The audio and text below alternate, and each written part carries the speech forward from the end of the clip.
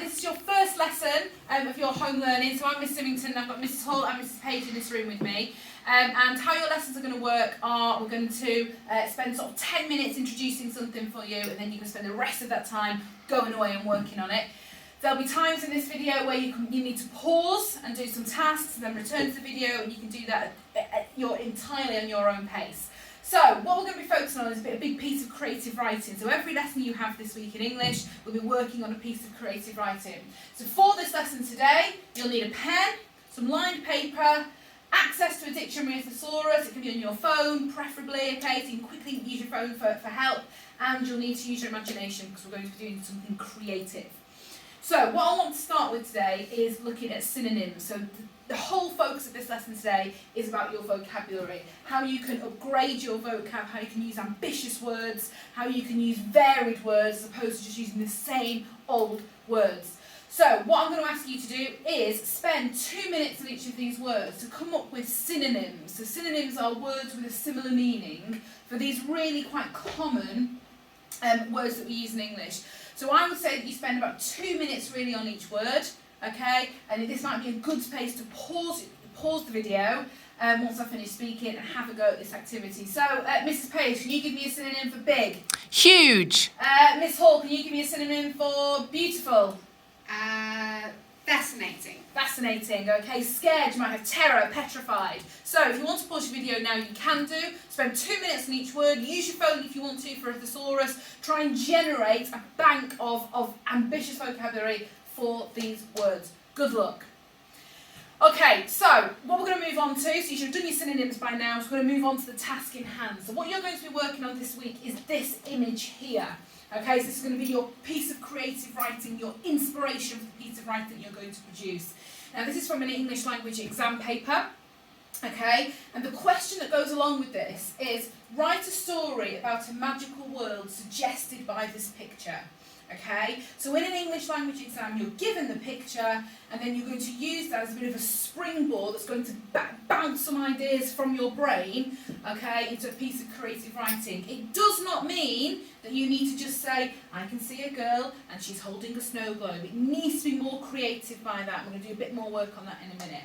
So, well, the first thing you need to think of are your initial ideas. What's going on in your head now? What ideas are coming out of your brain, okay? What are you thinking about? What's generated from that picture and from that question? So you might want to focus on the word magical. What type of things might you associate with the word magical? What does this picture perhaps make you think about? Okay, and again, if you want to pause your video, spend 5 minutes now, sort of just scrambling down, writing down some initial ideas. Perhaps they're words, perhaps they're phrases, perhaps they're story ideas, plot devices that you might want to use. Okay, but this picture is what you're going to be working on for your entire home learning lessons. Okay. So the question asks you to write a story about a magical word suggested by this picture. Okay, what's important here is this word suggested and this word magical. It does not mean, I said this earlier, it does not mean that you have to just focus on that image. Okay, that is just to help you and to give you a little bit of inspiration. This is where you can really get sort of quite excited with your imagination. You can think about a whole host of magical and fantasy worlds. And I've given you some images here from films that you might recognise. So you've got Game of Thrones, Lord of the Rings, Alice in Wonderland, Narnia. So it does not have to be on that picture of the girl with the globe. It can be much broader than that. It can be much more of an imagination. And Mrs Page marks for this exam paper. And what's the advice, Mrs Page, really for you can write about anything, really. You can write about anything, really, as long as it's vaguely connected, and it must show how good your writing is. That's all we really care about. So if you're finding this a bit of a struggle, and I think it can be quite difficult really there, because you really have got to use your imagination, you might want to focus on some of these sort of fantasy magical lands for your piece of writing. Okay, so it's worth going back to the slide, having a look at this slide, pausing here. Perhaps you want to focus on one, perhaps you want to focus on elements of a couple of them. You might want to use this in this setting. Okay, it's entirely up to you. You can be really, really creative here and have quite a lot of sort of power and autonomy about what it is you want to write about. But like Mrs. Page said, it's got to be vaguely connected to this concept of this magical world. Okay? So, vocabulary, that's what we're working on today. You've had a go at looking at synonyms, you've had a go at upgrading some of your vocab already, and what we're going to think about here is this concept of a semantic field. Now, a semantic field is a method in English, and what it means is vocabulary relating to a single theme or idea. And again, this is where your phone, where your thesaurus or a dictionary will help you, is I want you to think about these three words. So, try to come up with, once I've finished explaining, again, 4 or 5 words linked to magic.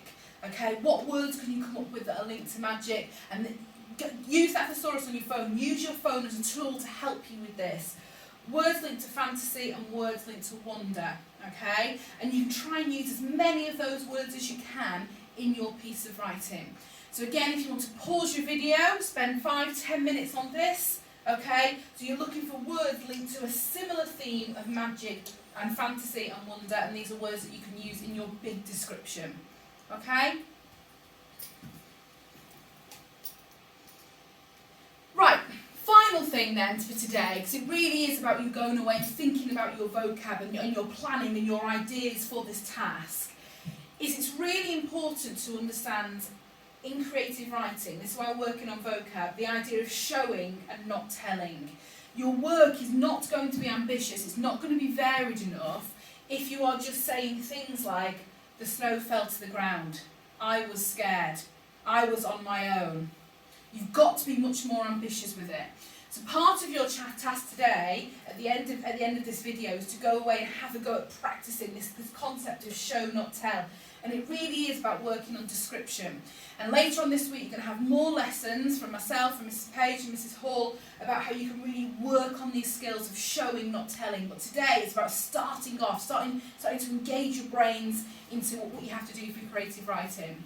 So for example, really simple sentence here, the snow fell to the ground. Yeah, you're telling me the snow's fallen to the ground. How can you show me? How can I, as a reader, as someone who's marking your work or your teacher, how can we get inside your brain and your imagination? How can you make that clearer to them?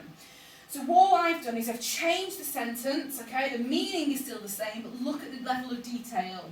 Silently, sparkling snowflakes like jewels from a crown fell to the earth, leaving behind it a blanket of crisp white snow. So think about how much better and how much more impressive that sentence is in comparison to that sentence. Think about some of the methods you've got there. You've got a simile like jewels from a crown, okay? You've got lots of ambitious adjectives, crisp, white, sparkling, okay? So once this lesson's over, that's what I want you to work on then. That's why we spent so much time, working on your vocab. Okay, so this is where we explain what it is you're going to do. Okay, so you've got 2 tasks here. Now again, you can pause this at any time, you can go back to this video at any time. Okay, you now need to spend the rest of your time applying the skills you've learnt today. You spent some time generating vocab, you've spent some time thinking about the semantic fields, about looking at lots of images, okay, to do with magical worlds, okay, and using that picture. So you can either, if you're feeling quite confident about this, you want to just get going, okay, use all your ideas and vocabulary today to draft an opening paragraph for this question. It can go wherever you want it to be, as long as it is loosely linked to this concept of this magical world and or using that picture. But you've got the whole slide with lots of other pictures on, if that picture is a bit of a stumbling block to you. So if you want to just go for it, then you can do that. Get your pen, start writing, start scrambling, what's your ideas? If you're still a bit cautious, you don't really know how to start, what we've done is we've given you an alternative task. So if you're struggling a bit, you can have a go at practicing this showing rather than telling, okay? So I've given you 4 sentences, and your task is to improve and upgrade those sentences. How can you add language to them? How can you change the sentence structure? How can you add things like similes and personification to your writing to make it much more descriptive? So you've got 4 very simple, very boring sentences there that you can have a go at upgrading. You want to spend about 20 minutes now, do you think? Yeah? 20 minutes, okay, having a go at either of these two tasks, so that you're ready for your next lesson, your next English lesson, where you can be working on a different skill, but you're going to be using that picture and that question in every lesson. So you might want to pause your video now, okay, so it's 20 minutes, and that's the end of this lesson.